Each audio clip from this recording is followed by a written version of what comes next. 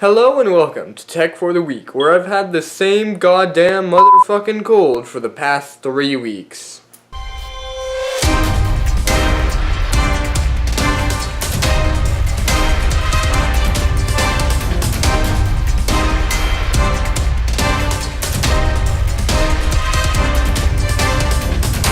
So, let's get started. So, our top 4 stories for the week are Elon Musk, the CEO of Tesla, backtracking on Twitter, so the Twitterlicious stuff. Jeremy Clarkson from Top Gear getting fired over a little debut. We have Delphi, a little car company, leading on a journey across America. And finally, we have 14-year-olds in France being allowed to drive. So, let's jump right in. So our first story of the week is not the first one I told you about, but it's about Delphi, a little car company that makes car parts and sometimes cars for bigger companies, and they basically help move bigger companies along. So congratulations to Delphi. This little car company said that they would be making an autonomous car that would drive from San Francisco to New York, and it's all autonomous, so nobody driving it, so that's pretty cool.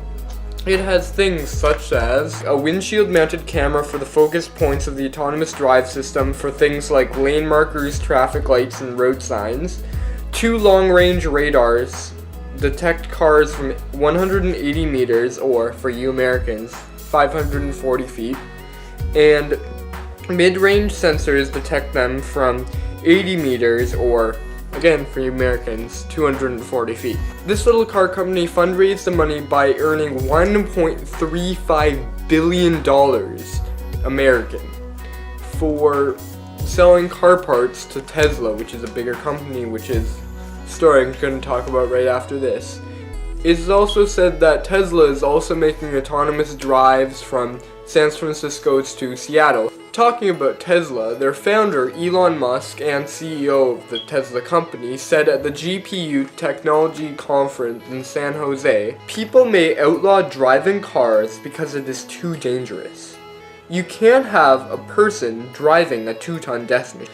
This is silly because anything can be a death machine. We can have like a butter knife. You can stab somebody with a butter knife and that can be considered a death machine. But obviously we have the common sense not to do it." So later on Twitter, he completely backtracked by saying, "It would take at least 20 years to replace cars with automated ones." Completely backtracking what he said and completely just ignoring what he said at the conference, and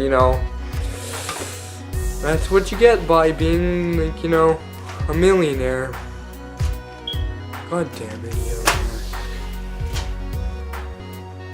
But in any case, on to our third story.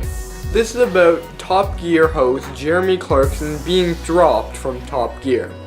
Now, you may not even know what Top Gear is, so I'll explain it to you. It's basically a show where the former host, Jeremy Clarkson, used to talk about cars, the new things in cars, the latest car hot stuff, and really just talk about all about the things that cars do and what's new and hot in cars technology. Like, for instance, the new automations in cars. According to the BBC, which runs the show Top Gear, he provoked physical and verbal attack that left a colleague bleeding and seeking hospital treatment.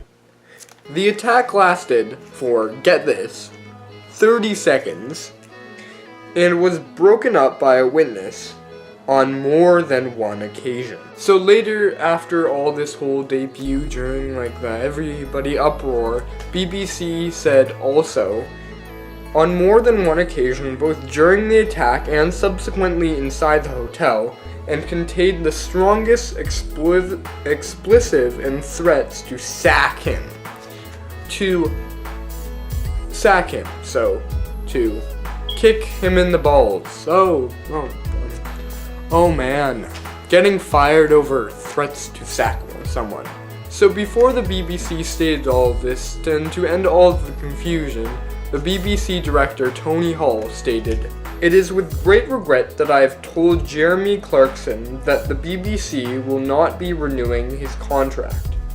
And for all of you, his contract ends at the end of March, so if you're seeing this, his contract has already ended, so sad to see Jeremy Clarkson go, but hopefully they'll find a new one.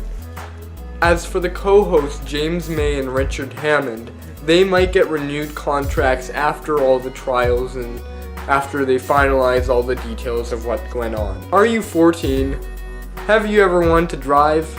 Well, then get your butt in gear and move to France. Cause apparently, they're allowing 14-year-olds to drive quadricycles in an attempt to zip around fast city streets. A company called Renault is selling an electric car that is only $7,600, classified as a quadricycle, and is kid-friendly. It weighs 1,000 pounds, has 2 seats, 13 horsepower, can go 100 kilometers, or for all of you Americans, 62 miles, and can go a maximum of 80.4672 kilometers per hour, and has the most of all the stuff a regular car has, like airbags and such.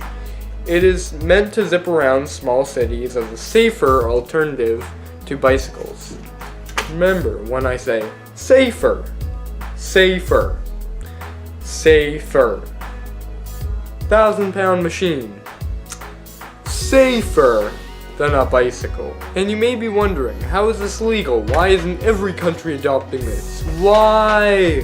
Why can't I drive a quadricycle? Well, quadricycles are classified as machines that can't exceed 45.0616 kilometers per hour, or for you Americans, 28 miles, a 4 kilowatt engine, and a maximum of 770 pounds. That is smaller than what I just said, so as of that, Renault just revised a little addition that's a little bit smaller than it, so that technically it can be classified as a safer alternative to bicycles. And you know what I mean when I say safer. Well, I guess that's all the time I have for this week's episode of Tech for the Week. I will join you next week for another awesome episode of Tech for the Week, and I'll see you next week. Remember to check all my social media links down below, and as well as the previous and next episodes will be all in the description, or if you're on a computer, then links will be in the credits.